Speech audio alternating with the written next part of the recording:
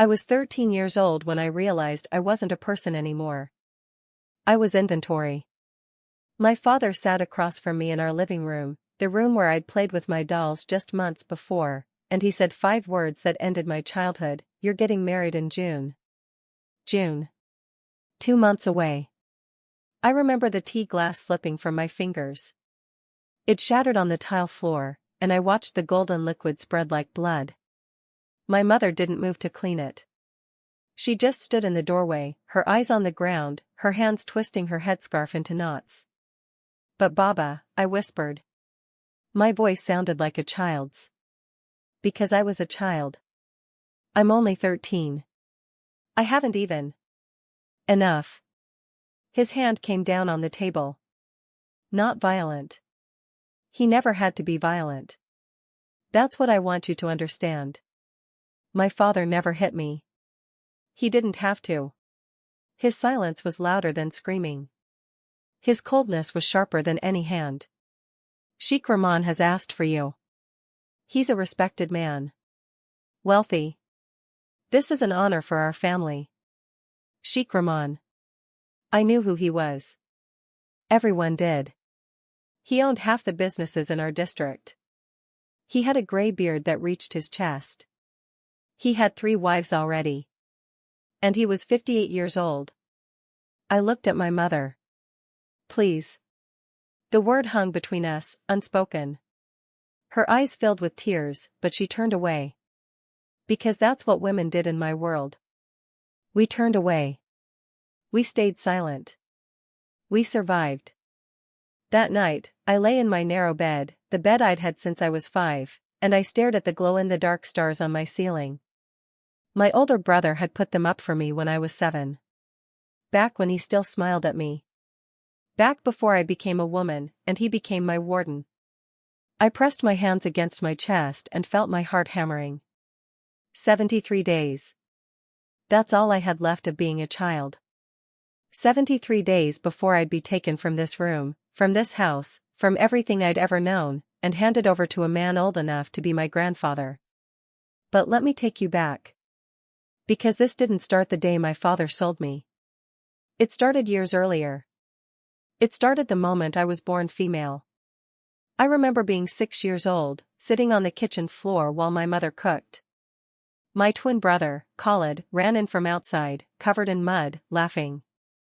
My mother scooped him up, kissed his dirty face, and said, "My wild boy. My lion." I'd been sitting still, clean, quiet, being good, and she hadn't looked at me once.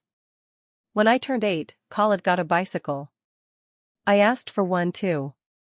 My father laughed. Actually laughed. "Girls don't ride bicycles," he said. "What would people say?" When I was 10, Khalid started going to the mosque with the men. I wanted to go too. "Women pray at home," my mother said. Not unkind. Just factual. Like explaining that water is wet. That's how it is. When I turned 11, everything changed. I got my period. I woke up one morning and saw the blood, and I thought I was dying. I ran to my mother, terrified, and instead of comforting me, she sighed. Deep and heavy. Like I'd just confirmed her worst fear. "You're a woman now," she said, pulling me into the bathroom. Her hands were rough as she cleaned me, showed me the pads, explained what would happen every month. "Everything is different now. You understand?" I didn't. But I learned. No more playing outside. People can see you. No more shorts or short sleeves. You need to cover yourself. You're not a child anymore. No more sitting with my father and brother in the living room. Go help your mother in the kitchen. This is men's space. No more school after 8th grade. You've learned enough. Now you learn to be a wife. I watched my childhood being stripped away, piece by piece, like skin peeling off after a burn. And nobody asked me. Nobody cared that I loved school. That I wanted to be a teacher.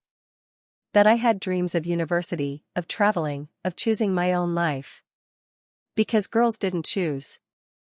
Girls didn't dream. Girls waited to be chosen. And then they obeyed. My brother stopped talking to me. Started watching me instead. Cold. Suspicious. One day I laughed too loud at something on TV, and he snapped, "Lower your voice. You sound like a sharmuta. A whore." I was 12 years old. My mother started preparing me. Teaching me to cook his favorite foods, my future husband's, whoever he would be. Teaching me to lower my eyes. To speak softly. To never, ever disagree with a man. "This is our way," she said one evening, as we folded laundry together. My mother taught me. "I'm teaching you. And one day, you'll teach your daughters." "What if I don't want to?" The words slipped out before I could stop them. She froze. Then she grabbed my arm, hard, and pulled me close. Her eyes were desperate. "Afraid. Don't ever say that again," she hissed. "Do you understand? Don't ever. They'll kill you. And I won't be able to stop them." "Who will kill me? Baba? Khalid?" "Yes." She released me, smoothing my hair with shaking hands. "Yes, Habibti. If you shame us. If you dishonor the family. They will kill you. It's not a choice. It's duty." I was 12.5 years old when my mother explained that my own father and brother would murder me if I stepped out of line. That's when I first started praying to die. I'd lie in bed at night, after prayers, after everyone was asleep, and I'd whisper to Allah, "Please. Please just take me. Let me die in my sleep. Let there be an accident. Anything. Just don't make me live like this." But he never answered. The ceiling stars kept glowing. The morning kept coming. And the calendar kept moving toward June. Toward the day I'd stop being my father's property and become Sheikh Rahman's. Toward the day they'd dress me in white and gold, paint my hands with henna, and smile while they buried me alive. The first time I met Sheikh Rahman, I was standing in our kitchen washing dishes. My mother hissed at me to put on my nicest hijab, the silk one, pale pink, and to come to the living room. Immediately. My hands were still wet. I dried them on my dress, my heart already hammering, because visits from important men only meant one thing for girls my age. I walked into the room and saw him. He sat in my father's best chair, the one reserved for honored guests. His white thobe was pristine, his gray beard freshly oiled. His hands, thick, weathered, old, rested on his knees. And his eyes. God help me, his eyes crawled over me like insects. Starting at my face, down my body, lingering. Assessing. The way my father looked at livestock at the market. I wanted to run. To scream. To tear off my own skin. "Come here, Binti," my father said. Not harshly. Almost gently. The way you coax a frightened animal into a cage. "Greet Sheikh Rahman properly." I stepped forward. Lowered my eyes. Whispered, "Assalamu alaikum." "Wa alaikumu assalam." His voice was gravel and phlegm. Old man voice. "Your father tells me you're obedient. Well-mannered. Good with cooking and cleaning." He was talking about me like I wasn't there. Like I was a refrigerator he was considering purchasing. Good capacity. Energy efficient.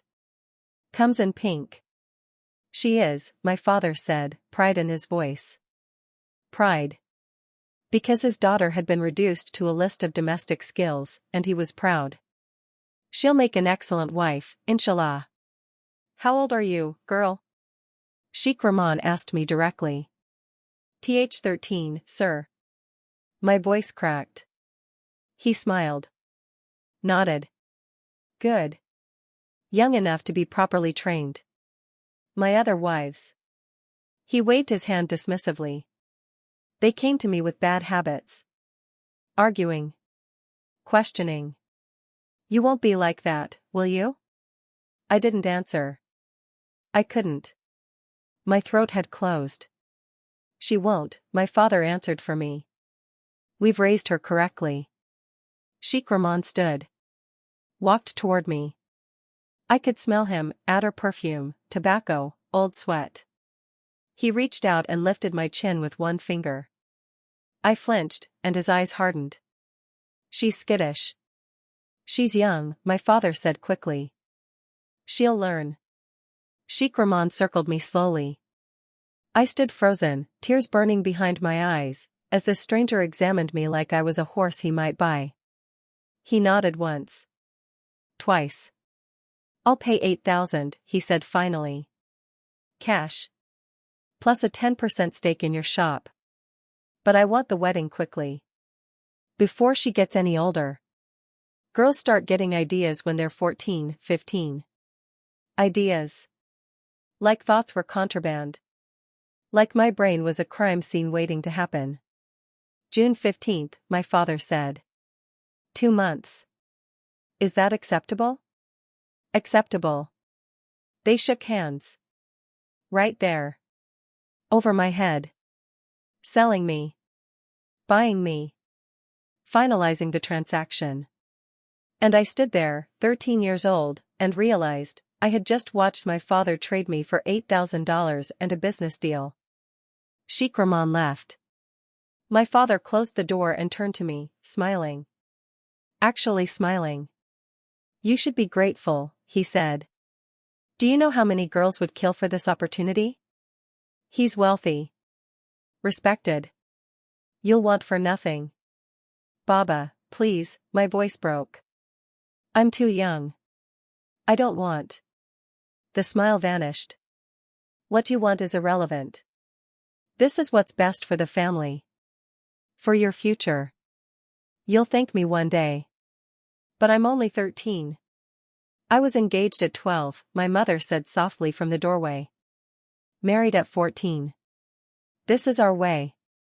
Your way is wrong. The words exploded out of me. I'm a child. He's an old man. This is. My father's hand cracked across my face. The room went silent. My cheek burned. My ears rang. In 13 years, he had never hit me. Never. You will not disrespect this family, he said, his voice deadly quiet. You will not embarrass me. You will marry Sheikh Rahman. You will be grateful. And you will never raise your voice to me again. Am I clear? I tasted blood. I'd bitten my tongue when he hit me. Am I clear? He repeated. Yes, Baba, I whispered. Good. Now go to your room. I ran. I slammed my door and collapsed on my bed, shoving my face into my pillow so no one would hear me sob. Great, gasping, choking sobs that felt like they were tearing me apart from the inside. My mother came in an hour later. She sat on the edge of my bed and stroked my hair. Gentle. Tender. The way she used to when I was small and had nightmares.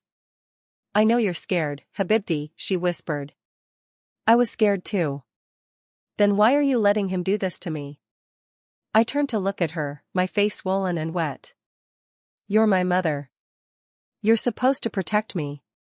Pain flashed across her face. Deep, old pain. I can't protect you from this. No one can. If I try to stop this marriage, your father will divorce me. I'll lose you and your brothers. I'll have nothing. No home. No money. No family. Do you understand? So you're choosing yourself over me. I'm choosing survival. Her voice cracked. For both of us. Habibti, listen to me. I survived my marriage. You'll survive yours. You'll have children. Purpose. And one day I'll sell my daughter to an old man? I sat up, anger burning through the tears. That's the future you want for me? She flinched like I'd slapped her. I want you alive. That's all I can want. That's all I can give you. Then you've given me nothing. She stood, her eyes filled with tears, and walked out. She closed the door softly behind her, and I heard her crying in the hallway. But she didn't come back. She didn't change her mind. She didn't fight for me. Because she couldn't. And in that moment, I understood, my mother wasn't my enemy. She was another prisoner. Just one who'd learned to love her chains. That night, I tried to pray. I unrolled my prayer mat, faced Mecca, and tried to find words. But all I could think was, why? Why did you make me a girl? Why did you curse me with this body, this life, this fate? Allah didn't answer. He never did. I pulled out my school notebook, they'd let me finish the year, at least, and I started writing. A list. All the things I'd never get to do. Asterisk go to high school. Go to university. Choose my own husband. Fall in love. Travel. Have a job. Drive a car. Cut my hair short. Wear jeans. Laugh too loud. Have dreams. Be free asterisk. I stared at that last word. Free. What did that even mean? I'd never been free. Not for one single day of my life. I ripped the page out, folded it small, and hid it under my mattress. Evidence of thought crimes. Of ideas. 2 months. I had 2 months before the wedding.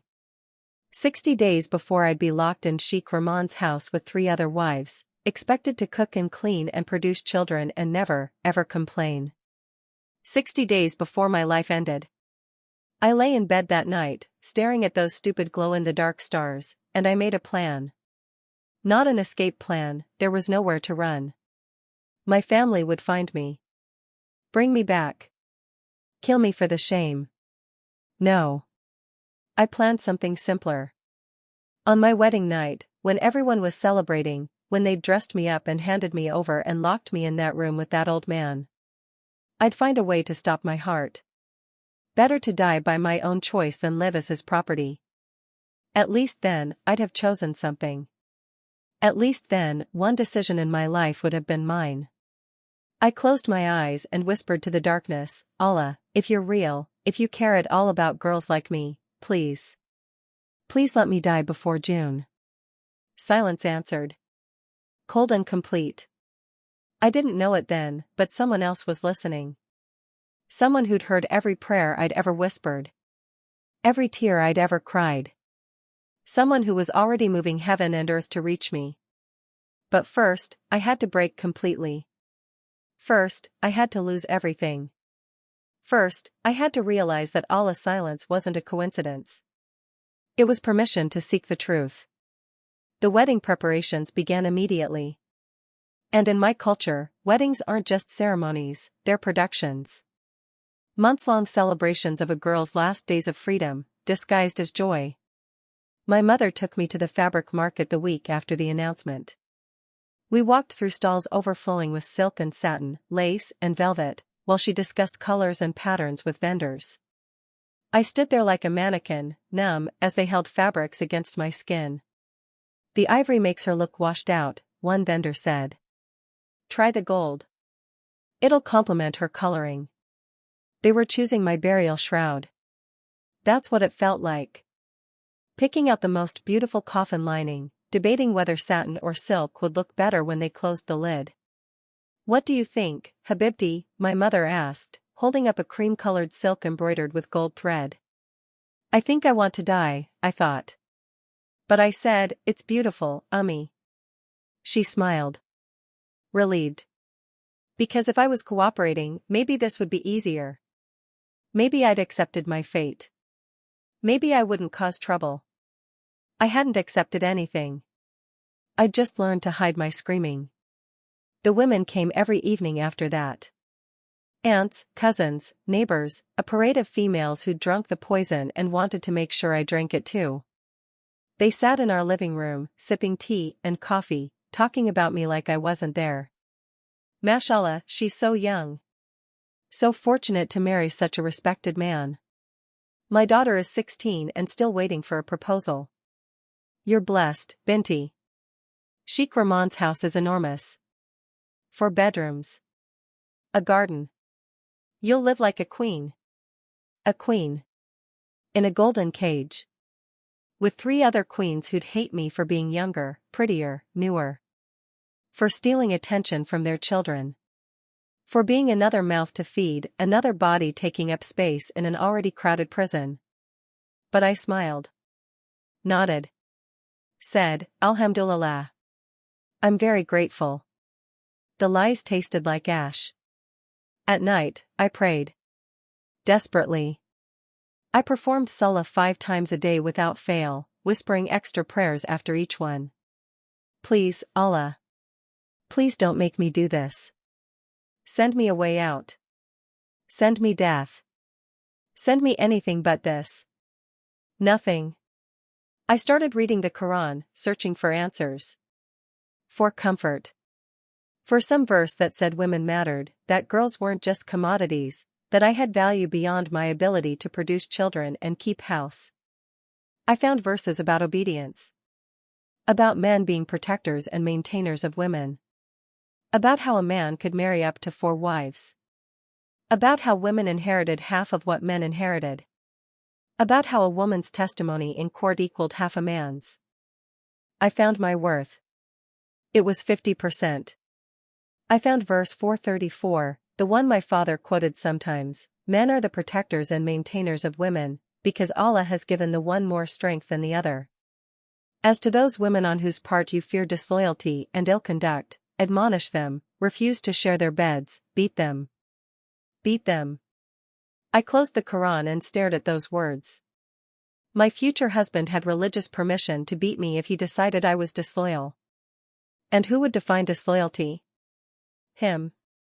Who would judge if I deserved it? Him. Who would protect me? No one. I started having nightmares. Every night, I dreamed of the wedding.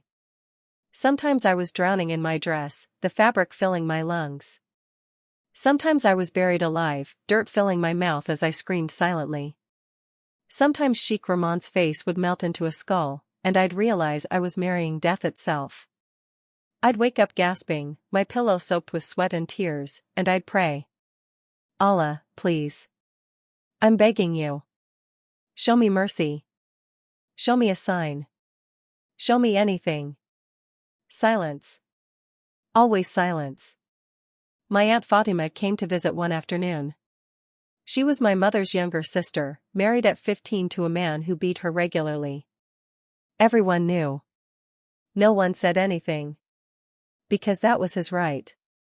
His property. His business. She pulled me aside into the kitchen while my mother entertained the other guests. Let me tell you the truth, she whispered, her fingers wrapped around my wrist like a vice. Not cruel, desperate. Like she was trying to pass me some vital information before it was too late. The first night will hurt. He won't care. Don't cry too much, it angers them. Don't say no, that's worse. Just, go somewhere else in your mind. I picture a garden. My mother taught me that trick. I stared at her. She was giving me advice on how to survive rape. My own aunt. As casually as she might explain how to make good couscous. Does it get easier? I asked, my voice barely audible. Her eyes filled with tears. You learn to disappear. That's the best I can tell you. You learn to disappear inside yourself. Keep a room in your heart that's just yours, where he can never reach. Fill it with memories of when you were free. Were you ever free, Auntie? She looked away. I was 7 years old once. I think I was free then. Before I understood what being a girl meant.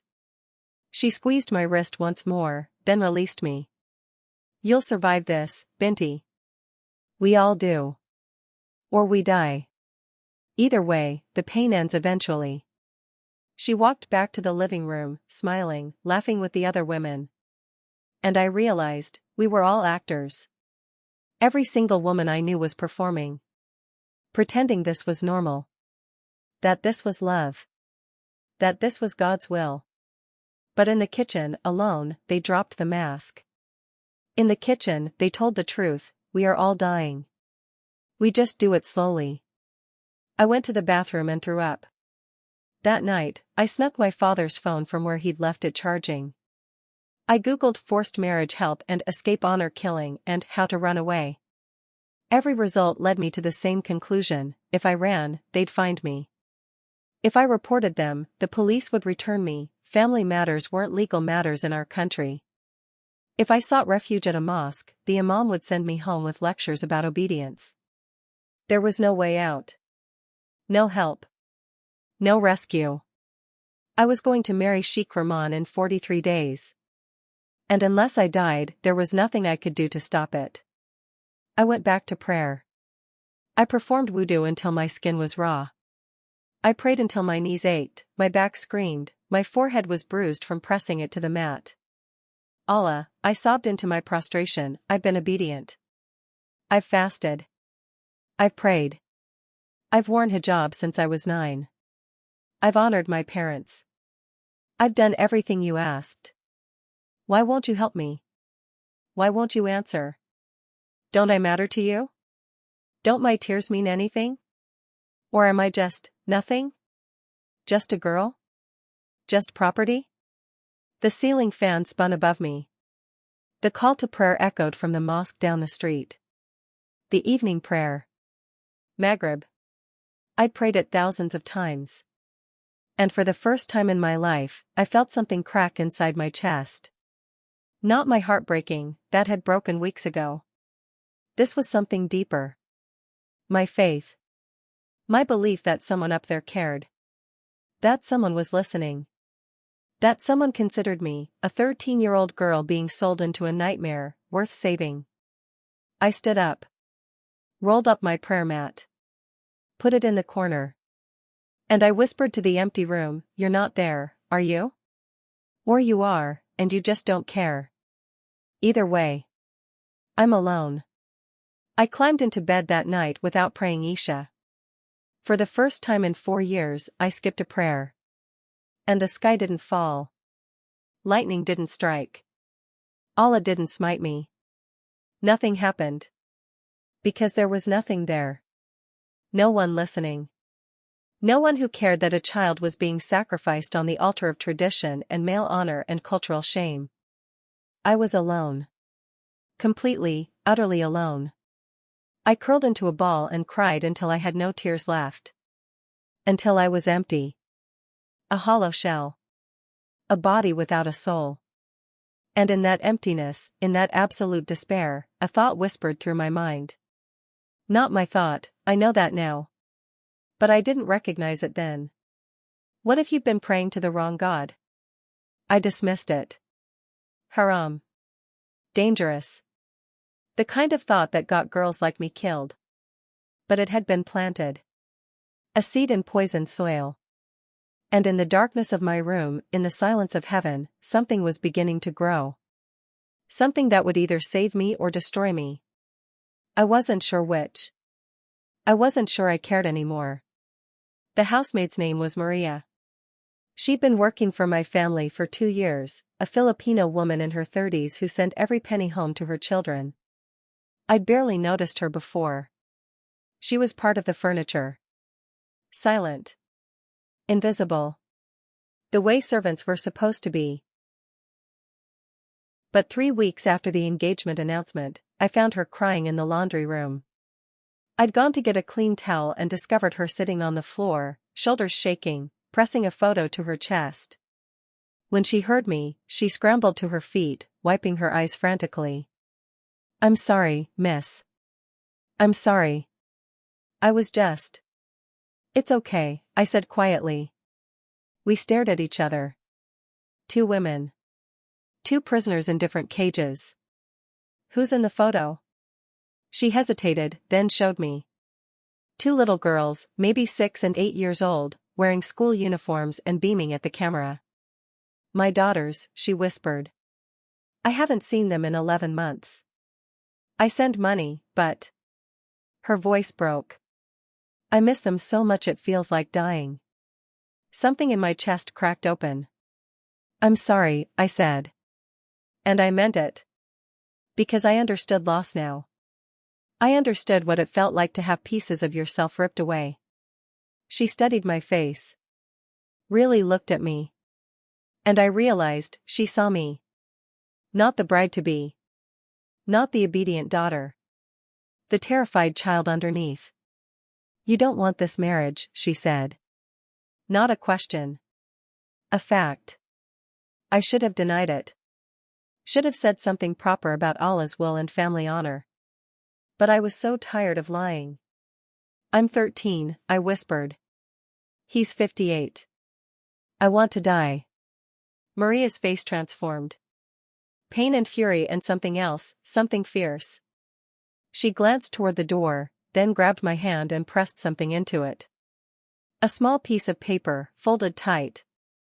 Hide this, she breathed. Don't let anyone see. Read it when you're alone. What is it? Hope. She squeezed my fingers. Maybe. Then she picked up her laundry basket and walked out, leaving me standing there with a secret burning a hole in my palm. I waited until after midnight. Until the house was silent and dark. Until even my mother's light snoring drifted through the walls. Then I unfolded the paper. It was written in English. Maria knew I'd studied it at school. Just one sentence. If the Son sets you free, you will be free indeed. John 8 verse 36". Below it, a website, BibleGateway.com. My hand started shaking. This was haram. Forbidden. The kind of thing that could get Maria deported and me. God, I didn't even know what they'd do to me. Reading Christian scripture? My father would lose his mind. My brother might actually kill me. I should have thrown it away. Burned it. Forgotten about it. Instead, I waited until my father left his phone unattended the next afternoon. I locked myself in the bathroom, turned on the shower for noise, and typed in the website with trembling fingers. The page loaded. A search bar. I typed in John 8 verse 36. So if the Son sets you free, you will be free indeed. The Son. Jesus. Isa al-Masih. We'd learned about him in Islamic school, a prophet, born of a virgin, but not the Son of God. That was blasphemy. Shirk. The unforgivable sin. But, free. That word glowed on the screen like a promise. Like a door cracked open in a sealed room. I read more. Verse 34, everyone who sins is a slave to sin. Slave. Yes. That's what I was. Not to sin, to men. To culture. To tradition. To a system that said I was worth half, owned completely, voiceless eternally. I scrolled up. Started reading from the beginning of the chapter. A woman caught in adultery. Dragged before Jesus. The men wanted to stone her, it was the law. She deserved death. I held my breath. Waiting for Jesus to confirm it. To agree. To throw the first stone. But he didn't. Let any one of you who is without sin be the first to throw a stone at her. One by one, the men left. Ashamed. Convicted. Until it was just Jesus and the woman. Woman, where are they? Has no one condemned you? No one, sir. Then neither do I condemn you. Go now and leave your life of sin. I read it 3 times. 4. 5. Jesus didn't condemn her. Didn't shame her. Didn't use her as an example. Didn't care about honor or reputation or what people would say. He called her woman. With respect. With dignity. And he told her to go. To be free. My vision blurred with tears. The shower was still running. I had maybe 3 more minutes before someone noticed I'd been in here too long. I typed Jesus and women into the search bar. Dozens of results. Stories I'd never heard. Never been taught. Mary Magdalene, a woman Jesus appeared to first after his resurrection. Trusted her to deliver the most important message in history. The Samaritan woman at the well, a woman with 5 husbands, living with a man who wasn't her husband. Jesus spoke to her. alone. Taught her theology. Called her to be an evangelist. Martha and Mary, women he called friends. Women whose opinions he valued. Whose grief he wept over. The bleeding woman, unclean for 12 years, untouchable, worthless in her society. She touched Jesus' robe and he healed her. Called her daughter. Praised her faith. Daughter. He called her daughter. When was the last time my own father had called me that? Called me anything but a burden, a responsibility, a tool for family advancement? I kept reading, my heart hammering, the bathroom air thick with steam. Galatians 3 verse 28, there is neither Jew nor Gentile, neither slave nor free, nor is there male and female, for you are all one in Christ Jesus. Neither male and female. We were equal. In Christ, we were equal. I'd been taught my entire life that men were superior. That Allah made them stronger, smarter, more valuable. That women were deficient in intelligence and religion.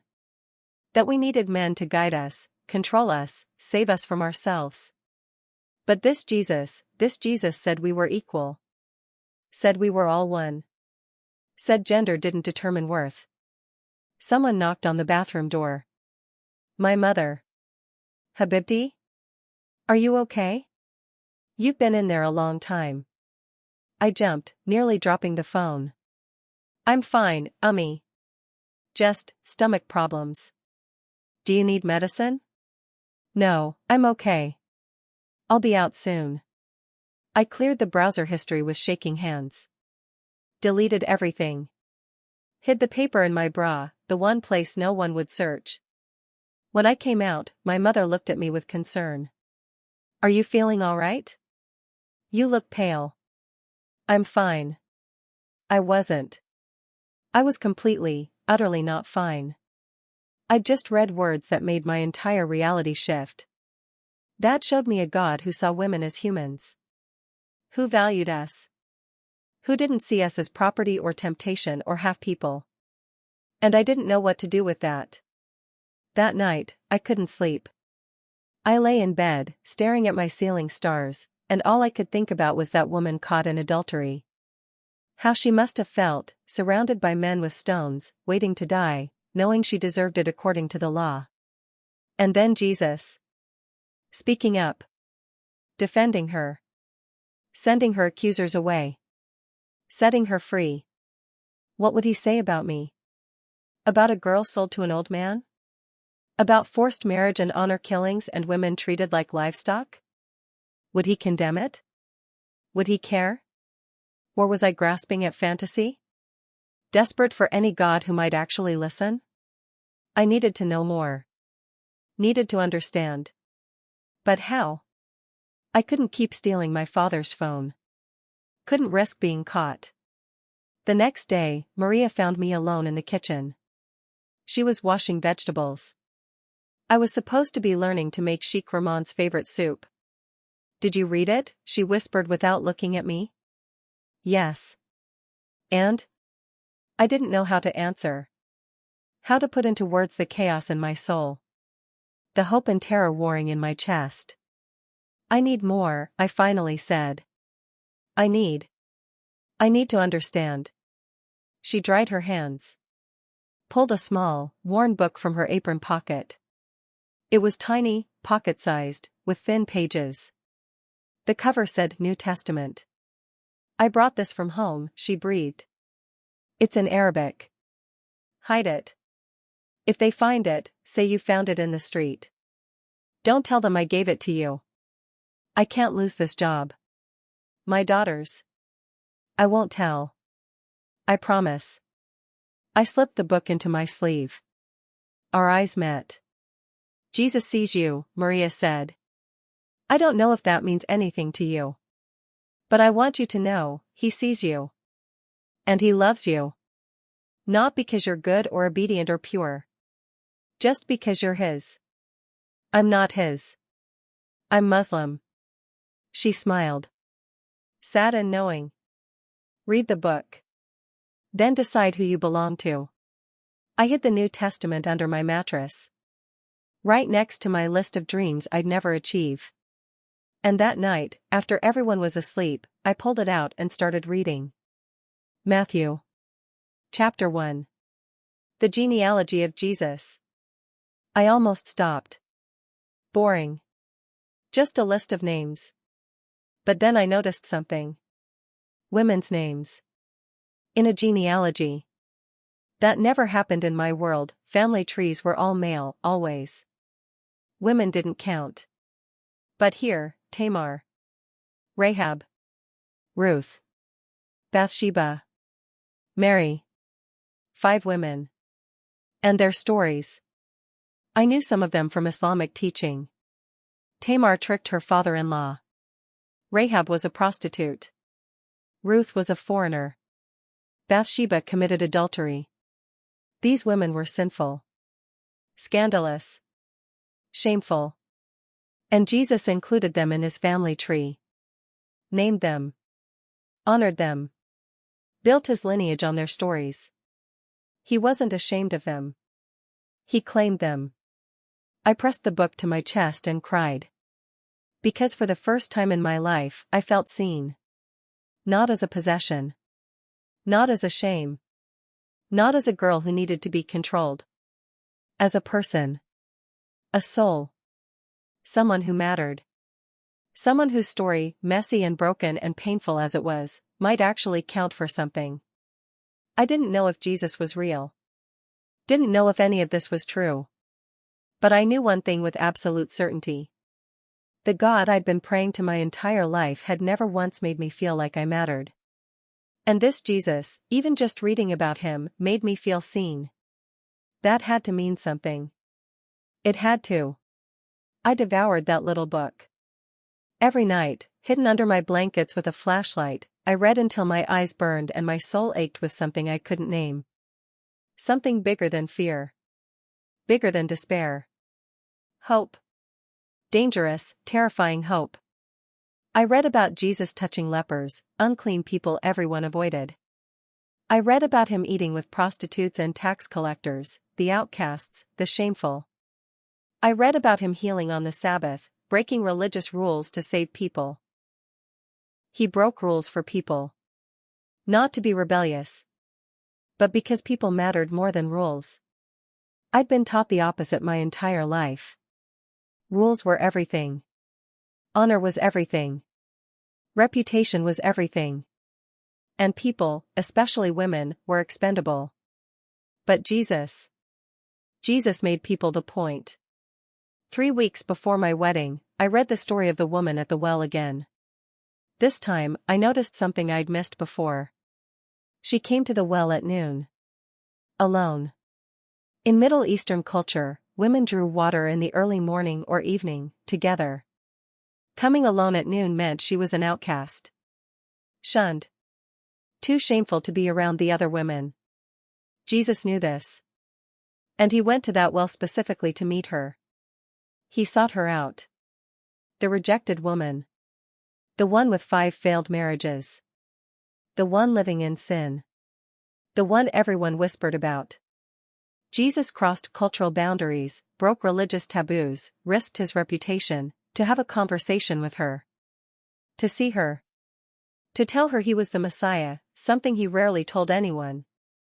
He told her first. I put the book down, my hands shaking. Because I understood. For the first time I understood. Jesus didn't just tolerate women. He didn't just permit us to exist in the margins. He sought us out. Valued us. Trusted us with his most important truths. That night, I did something I'd never done before. I prayed to Jesus. I don't know if you're real, I whispered into the darkness. I don't know if you can hear me. I don't even know if I'm allowed to talk to you. But, if you are who the book says you are, if you really do see women as equal, if you really do care. My voice broke. Tears streamed down my face. Please. Please help me. I'm getting married in 3 weeks to a man I don't love. I'm 13 years old. I'm so scared. I don't want to die, but I don't want to live like this. And nobody, is listening to me. Nobody cares. I'm just property. Just a burden. Just a girl. I sobbed into my pillow. The God I've been praying to doesn't answer. Doesn't care. So if you're different, if you're real, please. Please show me. Give me a sign. Give me anything. Because I can't do this alone anymore. Nothing happened. The room stayed dark. Silent. The house creaked around me. I felt stupid. Desperate. Pathetic. I closed my eyes and tried to sleep. And then? I don't know how to explain this. I've tried 1,000 times, and it never sounds right. Never sounds real. But I swear to you, sister, I swear on everything I am, this happened. The room filled with light. Not like someone turned on a lamp. Not like sunrise through the window. This was different. Warm. Golden. Like the air itself was glowing. I sat up, terrified, my heart slamming against my ribs. And he was there. Standing at the foot of my bed. I knew it was him immediately. I don't know how. I just knew. The same way you know your own name. The same way you know your own face in a mirror. Jesus. He was not what I expected. Not the pale, blue-eyed Western Jesus from pictures. His skin was brown, olive, sun-weathered. His hair was dark, wavy, shoulder length. His eyes. Oh God, his eyes.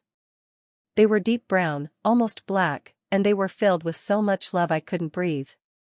Love and sorrow and joy all mixed together. Like he was looking at the most precious thing he'd ever seen. He was looking at me. I couldn't move. Couldn't speak.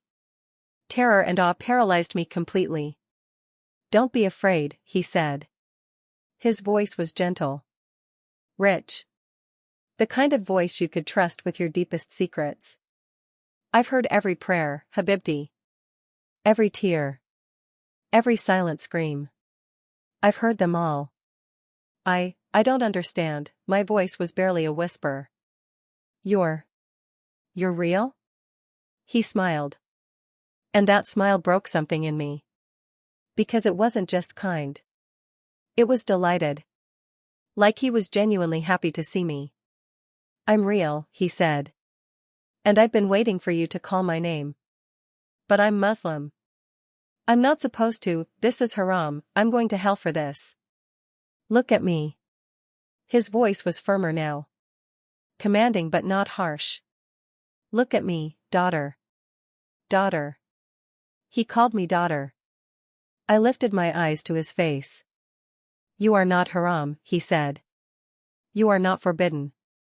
You are not a shame or a sin or a mistake. You are my beloved. My treasure. And I have watched men, evil men using my Father's name, tell you lies your entire life. What lies? I was crying now. I couldn't stop. That you're worth less. That you're property. That your pain doesn't matter. That your voice doesn't count. That God doesn't care about girls. He stepped closer. All lies. Every single word. But the Quran says. I know what it says. And I know what my word says. And I'm telling you the truth, you were made in my image. Not as an afterthought. Not as a lesser version of man. As my image. Equal. Beloved. Precious beyond measure. I shook my head, confusion and hope warring in my chest. Then why?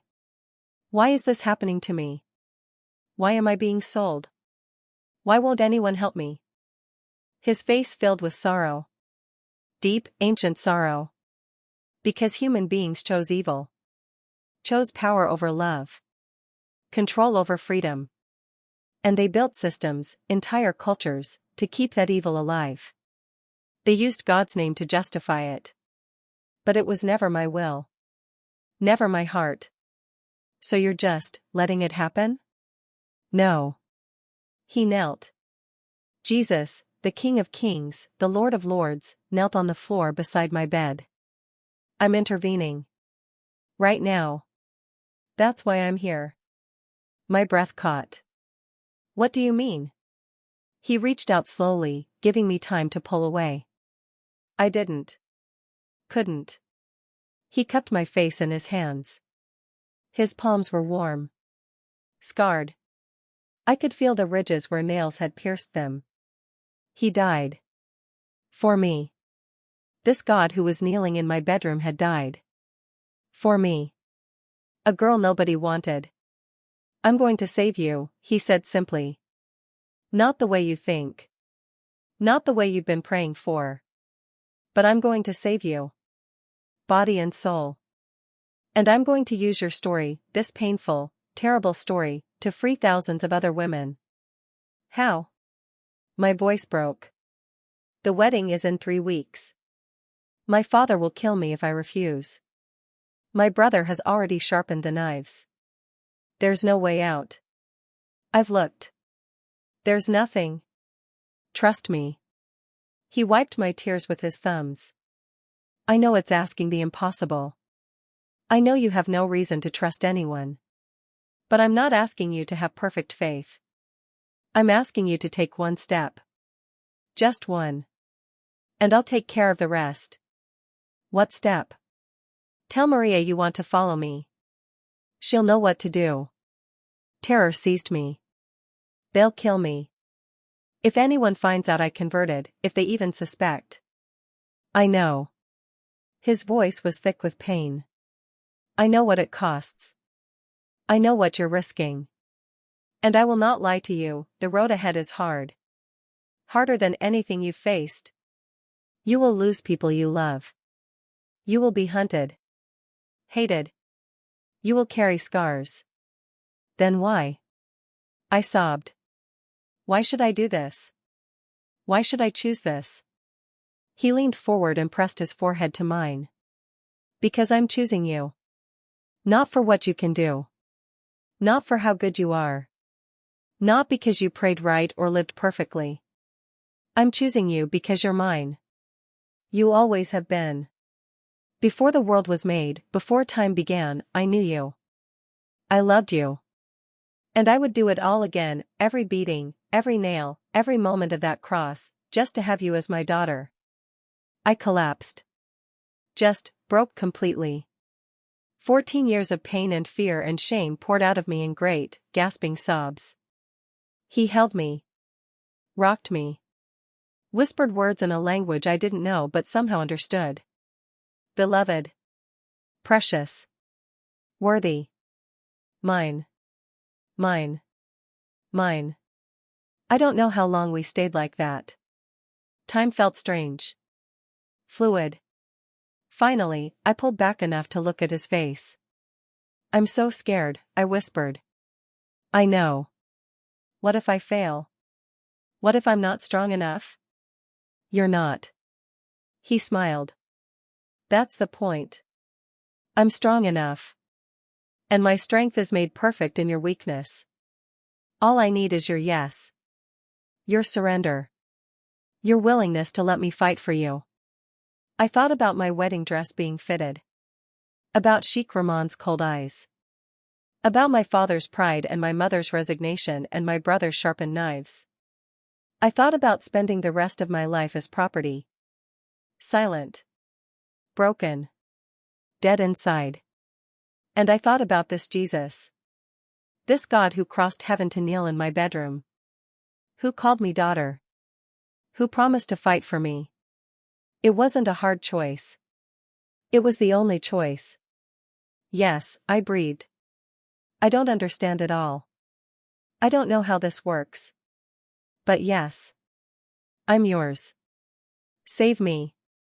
Please. He closed his eyes, and a tear slid down his cheek. That's all I needed to hear. He stood. The light around him intensified, so bright I had to shield my eyes. Tell Maria tomorrow, he said. And remember, you are not alone. Not anymore. I am with you. Always. Even when you can't see me. Even when it feels like I'm silent. I am there. Fighting for you. Loving you. Claiming you as my own. Will I see you again? I asked desperately. Every time you read my word. Every time you pray. Every time you look at another woman suffering and choose to help her. I'll be there. He smiled. And one day, when this is all over, you'll see me face to face. And I'll say, well done, my good and faithful daughter. Welcome home. The light grew brighter. I squeezed my eyes shut. When I opened them, he was gone. But the room still smelled like honey and myrrh. And my face was still wet with tears, mine and his. And on my nightstand, where nothing had been before, lay a small wooden cross. I picked it up with trembling hands. It was rough. Handmade. Real. This wasn't a dream. Wasn't a fantasy. Wasn't desperate imagination. Jesus was real. And he had chosen me. A 13-year-old girl. Sold like livestock. Worthless in her culture's eyes. He chose me. I clutched that cross to my chest and whispered into the darkness, I'm yours.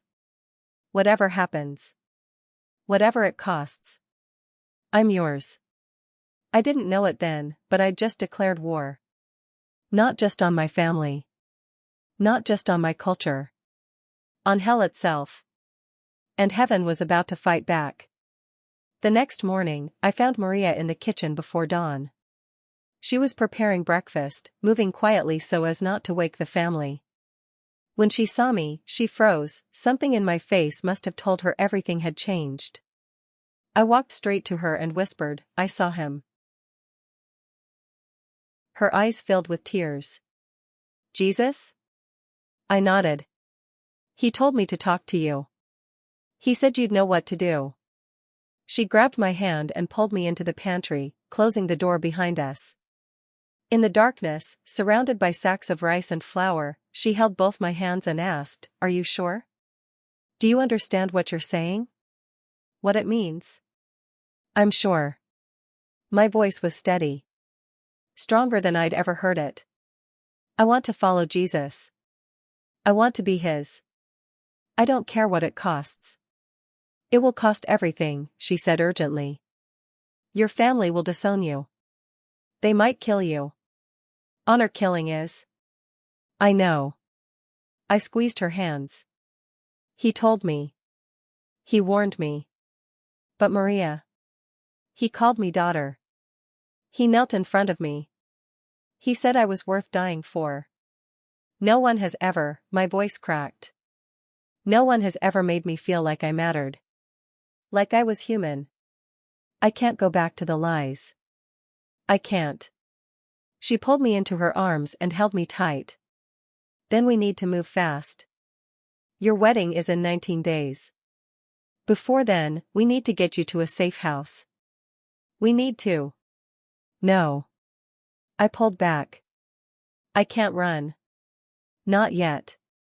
What? Why? Because my family needs to see. Needs to know why I'm choosing this. If I just disappear, they'll never understand. They'll just be angry. But if I tell them, if I show them, maybe one of them will listen. Maybe my mother.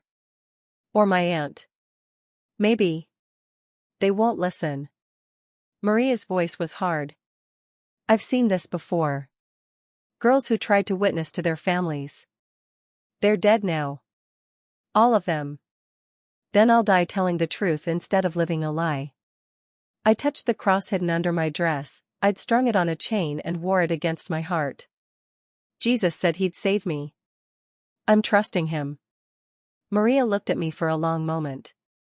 Then she nodded slowly. Okay. But I'm staying close. And the moment things get dangerous, and they will, you run. Promise me. I promise. But I was lying. Because I wasn't going to run. I was going to stand. For the first time in my life, I was going to stand. The days crawled by. I went through the motions, wedding preparations, dress fittings, bridal showers. But inside, I was changing. Transforming. Every night, I read the New Testament. Every morning, I prayed to Jesus. And slowly, the terrified child started becoming something else.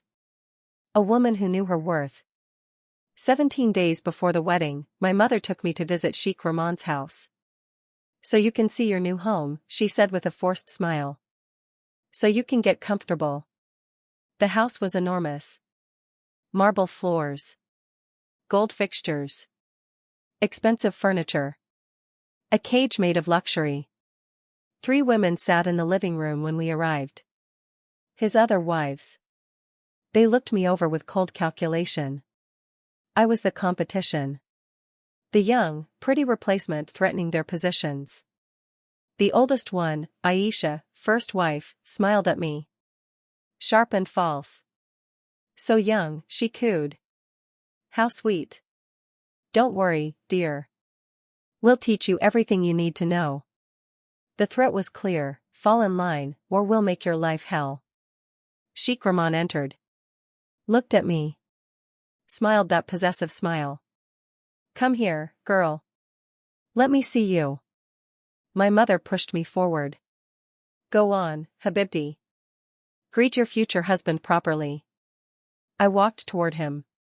He reached out to touch my face, his old fingers reaching for my chin. And I stepped back. His eyes narrowed. "Excuse me?" Every instinct screamed at me to obey. Apologize. Submit. But something stronger rose up inside me. Jesus' voice: "You are not property. You are my beloved." "I don't want to marry you," I said quietly. The room went silent. Deathly, horrible silent. "What did you say?" Sheikh Rahman's voice was ice. "I said I don't want to marry you." My voice was shaking but clear. "I'm 13 years old. You're 58. This isn't right." "It's not." My mother grabbed my arm, her fingers digging in painfully. "She doesn't know what she's saying. She's nervous. All brides are nervous." "I know exactly what I'm saying." I pulled away from her. Looked at Sheikh Rahman directly. "I'm not going to marry you. I don't care what my father promised. I don't care about the money or the contract or family honor. I'm a human being, not property. And I'm saying no." Sheikh Rahman's face went dark red. "Your father will hear about this.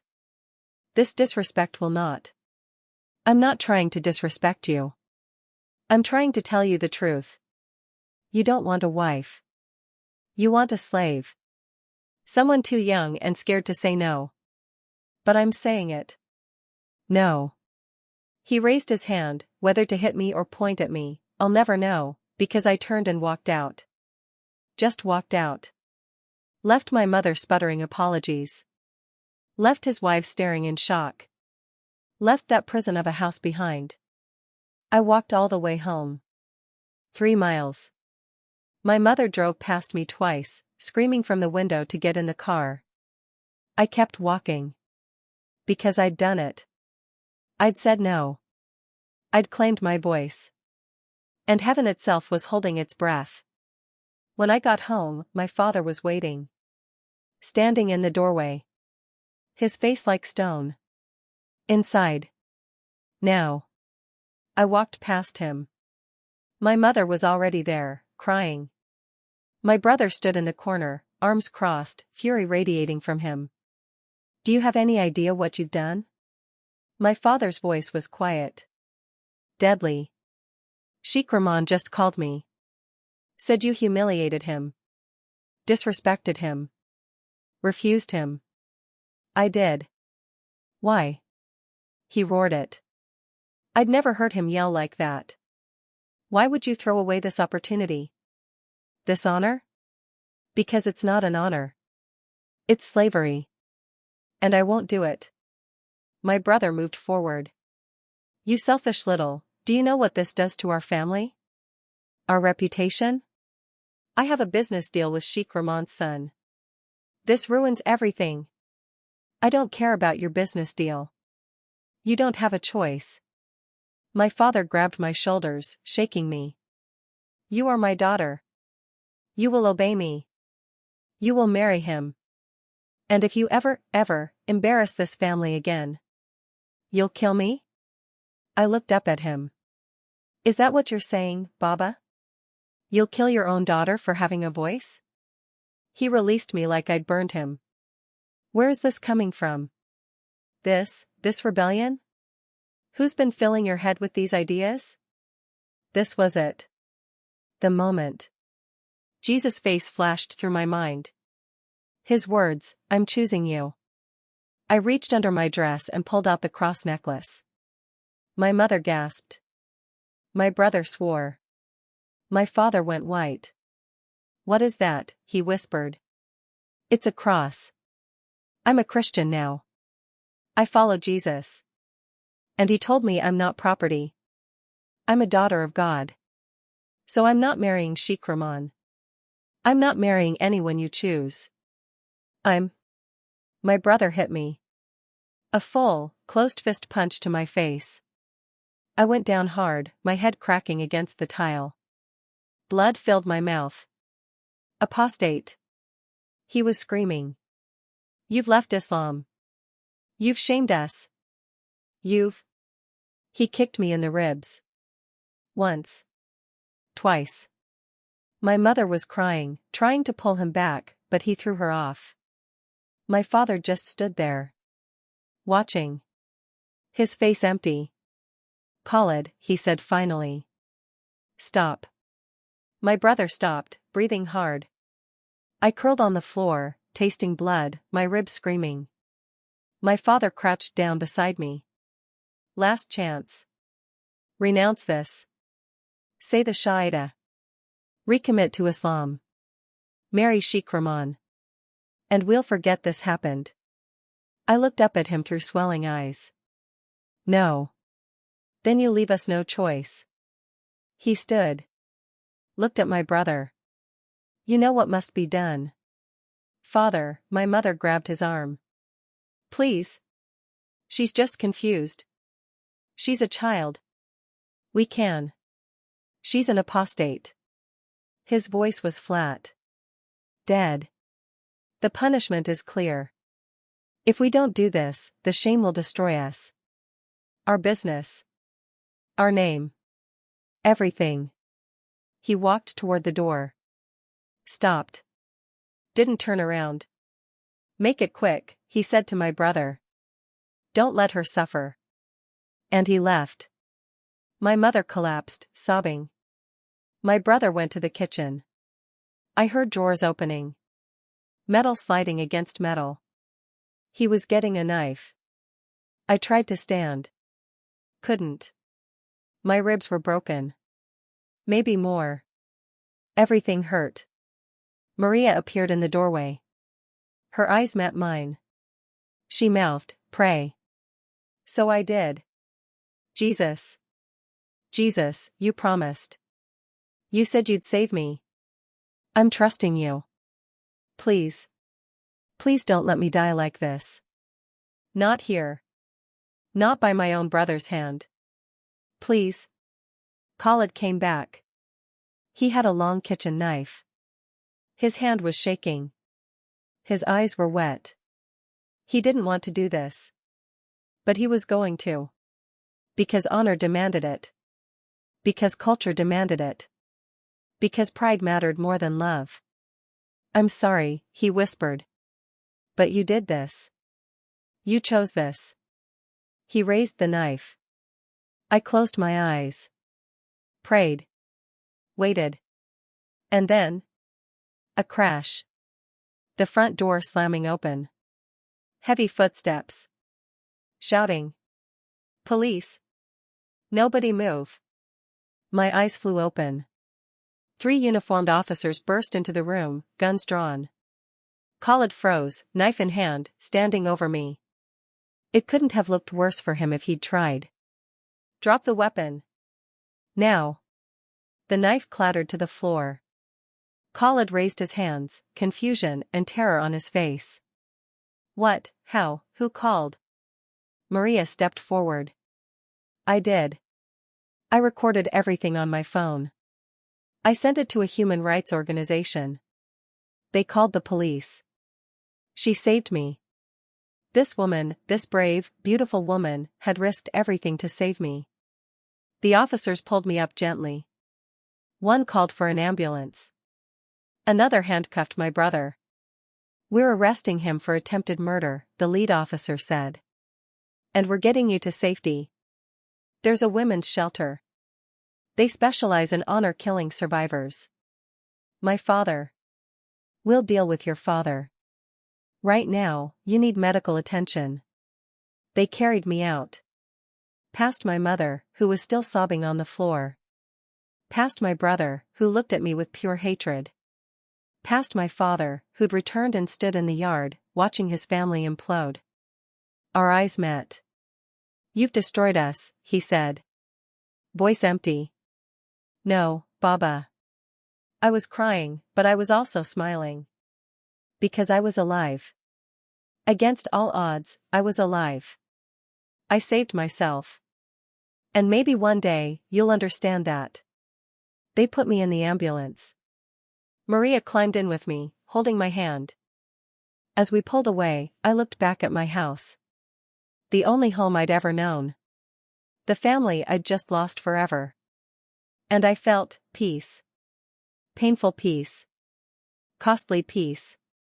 But peace nonetheless. Because I wasn't property anymore. I was free. The hospital room was white and sterile and quiet. So quiet after years of my mother's voice in the kitchen, my brother's footsteps on the stairs, my father's prayers echoing through the house. This silence should have felt peaceful. Instead, it felt like death. Maria sat beside my bed, her hand wrapped around mine. The doctors said I had 3 broken ribs, a fractured cheekbone, a concussion, and internal bruising. But I was alive. That's what everyone kept saying, like a mantra, you're alive. You're safe. You survived. But I didn't feel alive. I felt hollowed out. Empty. Your family can't contact you, the police officer explained during her second visit. She was a woman in her 40s named Officer Rashida, and her eyes held the kind of sadness that came from seeing too many girls like me. We filed a restraining order. They're not allowed within 500 meters. Your brother is being charged with attempted murder and assault. Your father is under investigation for conspiracy to commit honor killing. What about my mother? My voice came out hoarse. Broken. Officer Rashida's face softened.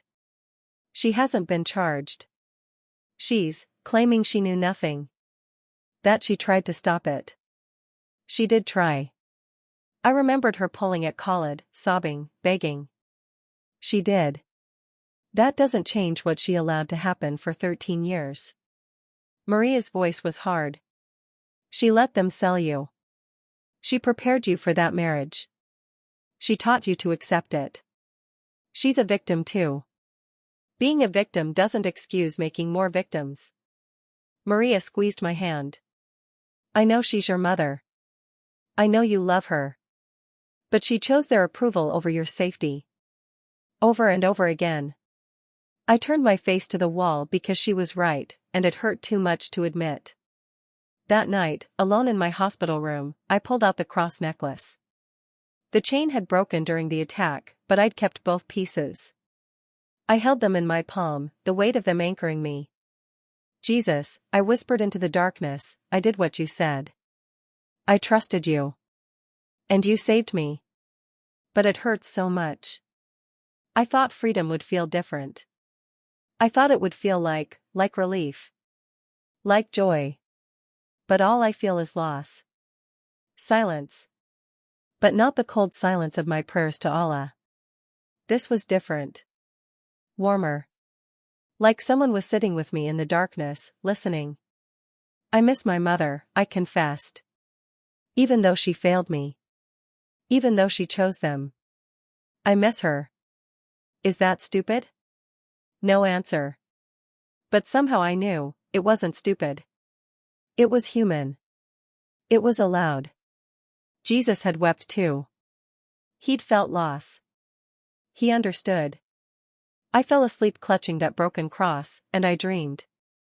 I was standing in a garden. Not the desert gardens of my homeland, this was lush, green, alive with colors I'd never seen before. And Jesus was there, walking toward me. I know it hurts, he said softly. I know this isn't the rescue you imagined. I thought you'd change their hearts, I admitted. I thought maybe if I was brave enough, if I stood up, they'd see the truth. They'd see your love. They'd choose me. Some will, he said. But not all. Not yet. Free will is sacred, Habibti. I won't force them to love you. Won't force them to see truth. All I can do is offer. And wait. And grieve when they choose pride over love. So I'll never see them again? He was quiet for a moment. I don't know. That's their choice to make. But I do know this, you'll see me. Every day. In every sunrise. In every woman you help. In every moment of joy you thought you'd never have. I'm not a replacement for your family. But I am enough. I woke with tears on my face but hope in my chest. 3 days later, they discharged me. Maria had arranged everything, a spot in a women's shelter run by a Christian ministry. It was an hour outside the city, hidden, secure. A safe house for women fleeing honor violence, forced marriage, domestic abuse. Officer Rashida drove us there personally. We drove through neighborhoods I'd never seen, past lives I'd never get to live. Women walking freely. Girls in jeans. People laughing. Normal, everyday freedom that used to be fantasy. The shelter was a converted house on a quiet street. High walls. Security cameras. Locked gates. It looked like a prison from the outside. But when we walked inside, it felt like sanctuary. A woman in her 50s met us at the door, Sister Amira, the director. She had kind eyes and a gentle smile, and when she looked at me, I didn't see pity. I saw recognition. Understanding. Welcome home, she said simply. Home. I didn't have a home anymore. But maybe this could be something close. She showed me around. There were 6 bedrooms, each shared by 2 women. A kitchen where everyone helped cook. A living room with soft couches and walls painted in warm colors. A small library filled with books, including Bibles in multiple languages. A garden in the back where vegetables grew in neat rows. This is Fatima, Sister Amira said, introducing me to a woman maybe 19 years old. She's been here 3 months. Escaped a forced marriage to her cousin. Fatima smiled shyly. Welcome, little sister. This is Noor. She fled domestic violence. Her husband tried to kill her for burning dinner. Noor nodded, her eyes haunted but warm. This is Layla. Honor-killing survivor. Her family tried to stone her for refusing FGM. Layla reached out and hugged me. Just held me. 2 strangers bonded by survival. One by one, I met them. 6 women. 6 stories of horror. 6 miracles of escape. We were a family of the broken. Sisters of the scarred. That night, we all gathered in the living room. It was their custom, every new arrival shared her story, if she wanted. So we could witness each other. So we could say, I see you. I believe you. You matter. So I told them. Everything. From being sold at 13 to finding Jesus to my brother's knife. I cried through most of it. They cried with me. When I finished, Fatima said, "You were so brave." I wasn't brave. I was terrified. Bravery isn't the absence of fear, Sister Amira said gently. It's acting despite the fear. You stood up. You said no. You chose Jesus even when it cost you everything. That's the bravest thing I've ever heard. But I lost everything, I whispered. My family. My home. My mother. You lost people who treated you like property, nor interrupted. Not unkind. Just honest. And you gained freedom. Identity. Worth. And us. You have us now. Layla took my hand. We're your sisters now. Not by blood. By survival. By Jesus. And we will never abandon you. Never sell you. Never tell you you're worth less. You're safe here. I looked around the circle. At these women who'd walked through fire. Who bore scars on their bodies and souls. Who'd lost everything and found Jesus in the rubble. My sisters. My family. And for the first time since leaving the hospital, I felt something other than loss. I felt belonging. The weeks turned into months. The shelter became home. I learned to cook new foods, Christian foods, not the recipes my mother taught me. I learned to pray without bowing toward Mecca. I learned to read the Bible in community, discussing verses and asking questions without fear of punishment. I learned to laugh again. Real laughter. The kind that comes from deep in your belly, the kind that heals. But I also learned to grieve. Maria visited every week, bringing news from the outside world. My brother was awaiting trial. My father had shut down emotionally, wouldn't speak to anyone, including my mother. And my mother. She's asking about you, Maria said gently one afternoon. She wants to know if you're okay. If you're safe. My heart clenched. What did you tell her? I told her you're alive. That you're healing. But I didn't tell her where you are. She didn't ask. Does she hate me? Maria was quiet for a long moment. I think she's confused. Torn. She loves you, but she loves them too. And she doesn't know how to hold both truths at once. I nodded. Understanding and heartbreak all mixed together. Can I write to her? Just once. Maria hesitated. It's risky. If your father finds it. I know. But I need her to know. I need her to understand why. So I wrote a letter. By hand, on paper that Sister Amira gave me.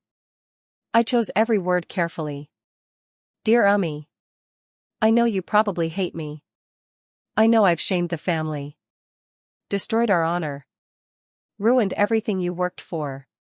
But I need you to know, I didn't do this to hurt you. I did this to save myself. For 13 years, I was told I was worth less. That my dreams didn't matter. That my voice was a problem. That my body was property. And I believed it. I absorbed that poison until it became my truth. Then I met Jesus. And he told me something different. He told me I was beloved. Worthy. Made in God's image, not as an afterthought or a lesser version, but as an equal. He told me I was his daughter. Ummi, do you know what that felt like? To hear someone call me daughter with love? Not with disappointment or resignation, but with joy. I couldn't go back to the lie after that. I couldn't marry Sheikh Rahman. I couldn't spend my life as property. I know you're angry. Hurt. Ashamed. I understand. But I also hope, someday, maybe, you'll understand too. That I didn't reject you. I rejected a system that was killing us both. I love you. I always will. You're my mother. And if you ever want to know more about the Jesus who saved me, I'm here. I'll wait. Your daughter, my name.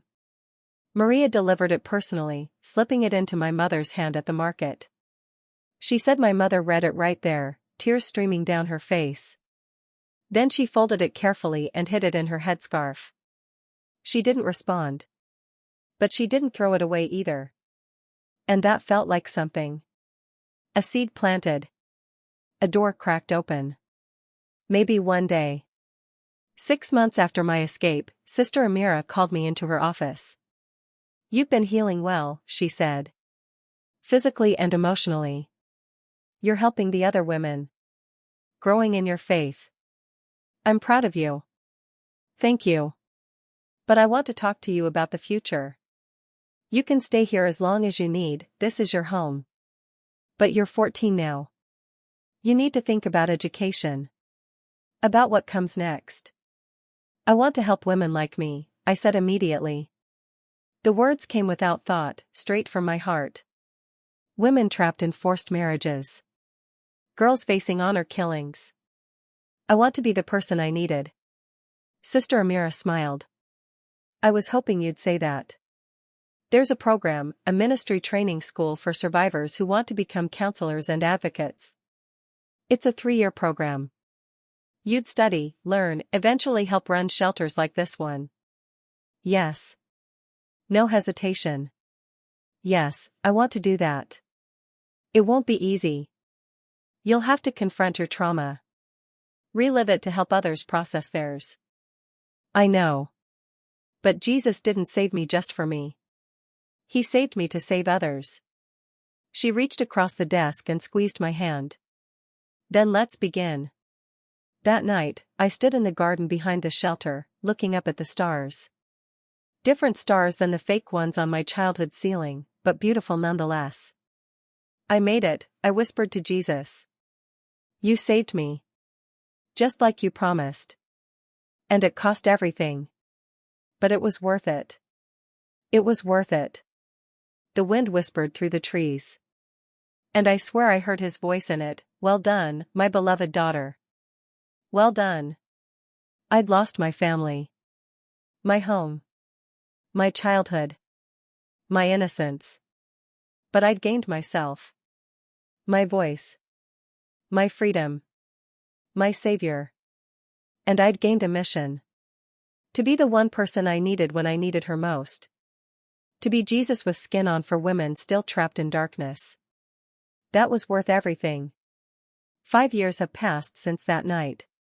5 years since my brother raised a knife. Since police burst through the door. Since I lost everything and found myself. I'm 18 now. And I'm alive. Truly, deeply alive in ways I never imagined possible. Let me tell you where I am today. I'm sitting in the office of the same shelter that saved me, but now I work here. After completing the ministry training program, Sister Amira hired me as a counselor. I help new arrivals process their trauma, navigate their fear, discover their worth in Christ. I'm the person I needed when I was 13. The irony isn't lost on me, I was sold into marriage at 13. Now, at 18, I'm helping women twice my age learn they're not property. But that's how Jesus works, isn't it? He takes our deepest pain and transforms it into our greatest purpose. Last week, a girl arrived. 15 years old. Engaged to her uncle, a man in his 40s. Her eyes were empty. Dead. I recognized that look. I'd worn it myself. I sat across from her in the same living room where I'd first shared my story. And I said the words I wish someone had said to me earlier, you are not what they told you. You are not a burden. Not property. Not worthless. You are a daughter of the Most High God. And He sees you. He loves you. And He sent me here to tell you, you are free. She cried for 3 hours. Great, shaking sobs that seemed to pour out years of poison. When she finally looked up, her eyes were different. Still wounded. Still scared. But alive. Awake. Can you teach me about this Jesus? She whispered. Yes, I said. That's why I'm here. This is my life now. This sacred work of witnessing. Of sitting with women in their darkest moments and pointing them toward the light. But I won't lie to you, it's not all redemption and healing. There are hard days. Days when the grief catches up to me. Days when I miss my mother so intensely it feels like I can't breathe. I never heard from her again after that letter. Maria told me she's still with my father. Still silent. Still trapped in her own cage. My brother was sentenced to 8 years in prison for attempted murder. My father was fined and given probation. The court said there wasn't enough evidence to prove premeditation. They're still out there. Still living in that house. Still believing I shamed them. And I have to live with that. With the knowledge that I couldn't save them. That my freedom cost them nothing, they didn't learn, didn't change, didn't grow. Some nights, I lie awake and wonder, was it worth it? Did I do the right thing? And then morning comes. A new woman arrives at the shelter, terror in her eyes. I take her hand. I tell her about Jesus. I watch the light slowly return to her face. And I remember, yes. Yes, it was worth it. Because I'm not just saving myself anymore. I'm part of a chain reaction of freedom. Every woman I help goes on to help others. Every girl who discovers her worth in Christ becomes a warrior for other girls. We're building an army. Not of violence. Of love. Of women who refuse to be silenced. But there's something else I need to tell you. Something that happened 6 months ago that nearly broke me all over again. Maria died. A heart attack. Sudden. She was only 39 years old. The woman who saved my life, who risked everything to record that video, who called the police, who sat with me in the hospital, she's gone. I spoke at her funeral. Stood in front of her family, her daughters, finally old enough to travel to see their mother buried, and I told them, your mother was a hero. Not because she was perfect. But because she saw evil happening and refused to look away. She saved my life.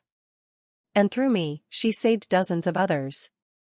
Her legacy isn't just you two beautiful girls. It's every woman walking free because she had the courage to press record. Her eldest daughter, 10 years old now, came up to me after. My mama talked about you in her letters, she said shyly. She said you were her miracle. Her proof that God uses broken people. I hugged her and cried into her hair. Because Maria was right. God does use broken people. In fact, He prefers them.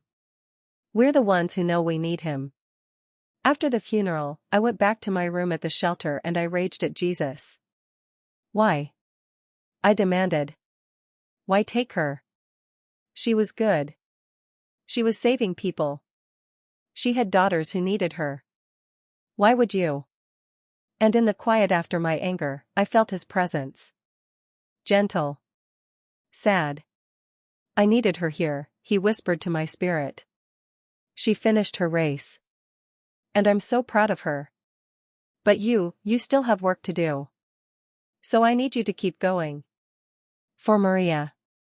For the women still trapped. For me. So I keep going. I keep getting up every morning. Keep counseling traumatized women. Keep teaching them about Jesus. Keep telling my story over and over until my voice is hoarse, because maybe, it'll reach someone who needs to hear it. And sometimes, not often, but sometimes, miracles happen. 2 months ago, I received a message through Sister Amira. Someone wanted to see me. A visitor. When I walked into the meeting room, my breath stopped. My Aunt Fatima. The one who'd taught me to disappear inside myself during rape. The one who'd survived her own nightmare marriage. She looked older. Thinner. And her right eye was swollen shut, fresh bruise, maybe 2 days old. We stared at each other. Then she said the words I'd been praying for since I left, tell me about this Jesus. Tell me how you did it. Because I can't survive one more day as His property. I want to be free. I crossed the room and wrapped my arms around her. And I told her. Everything. About Jesus appearing in my room. About His hands on my face. About being called daughter. About freedom that costs everything and is worth everything. She listened. Cried. Asked questions.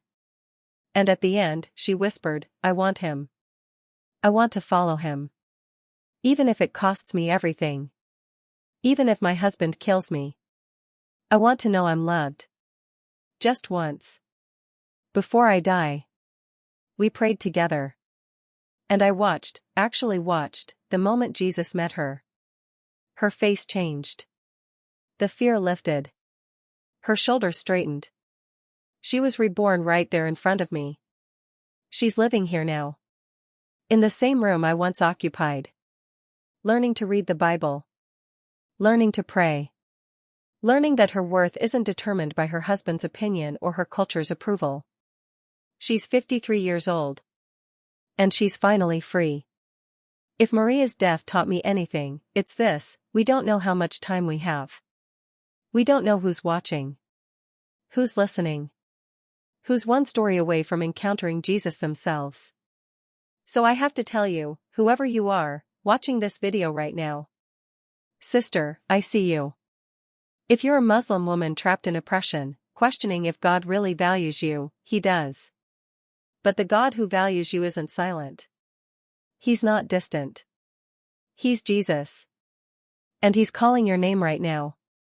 If you're facing forced marriage, honor killing, domestic violence, you are not crazy. You are not dramatic. Your pain is real. And there is help. There are safe houses. There are people like me who will fight for you. But you have to take the first step. You have to reach out. If you're a Christian woman who's never faced this kind of persecution, who can't imagine what we've survived, please. Please don't look away. Don't dismiss us. We need you. We need your prayers, your support, your advocacy. We need you to pressure governments to protect us. To support ministries that rescue us. To tell our stories until the world can't ignore us anymore. If you're a mother worried about your daughter being trapped in this system, run. Get out now. Don't wait. Don't think it'll get better. It won't. Your daughter is watching you. Waiting to see if you'll choose her or them. Choose her. Please. Choose her. And if you're sitting there thinking, this could never be me. I'm safe. I'm free. This is someone else's problem, remember Maria. She was a Christian from the Philippines. She had nothing in common with me. But she saw evil and acted. And her courage saved my life. You might be the Maria someone needs. The one person brave enough to record. To call. To intervene. Don't waste that opportunity. Every single one of us has a role to play in setting captives free. Every single one. I still have hard days. Days when I miss my mother. When I wonder if my father ever thinks about me. When I grieve the childhood I never got to have. But I also have joy. Real, deep, impossible joy. I laugh now. With my sisters here at the shelter. We cook together, pray together, heal together. We celebrate birthdays, something I never did as a child. We watch movies. We dance. We dream about futures we're building with our own hands. I'm learning to play guitar. Can you believe that? Me, the girl who wasn't allowed to sing because it might tempt men, learning guitar. Sometimes I lead worship here. My voice, the one I was taught to silence, now raises praise to Jesus. I'm enrolled in online university classes. Studying psychology and social work. Because I want to do more. Help more. Reach more. I'm becoming the woman Jesus called me to be. Not despite my trauma. But through it. That's the miracle. That's the testimony. Jesus doesn't waste our pain. He transforms it. Redeems it. Uses it to set others free. The girl who was sold at 13 is now buying back others with the truth. The girl who was told she was worthless is now telling others they're priceless. The girl who almost died by her brother's knife is now wielding a different weapon, the sword of the Spirit, the Word of God, to cut through lies and set captives free. This is my life. This is my calling. This is my joy. And if you're watching this, feeling trapped, feeling hopeless, feeling like there's no way out, I'm telling you, there is. His name is Jesus. And He's already fighting for you. He's already making a way. You just have to take one step toward him. Just one. He'll take care of the rest. I'm going to pray for you now. Whoever you are. Wherever you are. Whatever cage you're in. Jesus, I lift up every woman watching this. Every girl trapped. Every mother torn. Every sister suffering. You see them. You know their names. You've counted their tears. And I'm asking you, begging you, do for them what you did for me. Appear to them. Speak to them. Show them they're not property. They're not worthless. They're not mistakes. They're your beloved daughters. Break their chains. Send them their Maria. Send them their safe house. Send them their miracle. And give them courage. The kind of courage that chooses freedom even when it costs everything. Because you, Jesus, are worth everything. You're worth losing family. Worth losing home. Worth losing life itself. Because you are life. True life. Eternal life. Free life. So come now. Move now. Save now. In your precious, powerful name. Amen. Sister, if you prayed that prayer, if you just gave your life to Jesus, please reach out. Find a safe house in your area. Contact a ministry that helps women escape. Don't try to do this alone. And if you're safe, if you're already free, tell your story. Use your voice. Advocate. Donate. Volunteer. Pray. Because there are millions of us still trapped. Millions of girls being sold right now. Millions of women being beaten, silenced, erased. We need you. I'm not special. I'm not superhuman. I'm just a girl who said yes to Jesus and no to slavery. And if I can do it, trust me, sister, so can you. You are not property. You are not worthless. You are not a mistake. You are a daughter of the King of Kings. And you are free. Walk in that freedom. Fight for that freedom. Die for that freedom if you must. Because it's worth it. Jesus is worth it. And so are you. My name is, name. I was sold at 13. I was almost murdered at 14. And at 18, I'm free. This is my testimony. This is my weapon. This is my worship. And I pray with everything in me, that it becomes yours too. May Jesus meet you in your darkness. May he call you daughter. May he set you free. And may you, in turn, set others free. That's how we win. One woman at a time. One choice at a time. One Jesus encounter at a time. Until every daughter knows she's loved. Until every cage is empty. Until the whole world knows, we are not property. We are God's beloved. And we are free. For more testimonies of women set free by Jesus, subscribe to Grace Haven.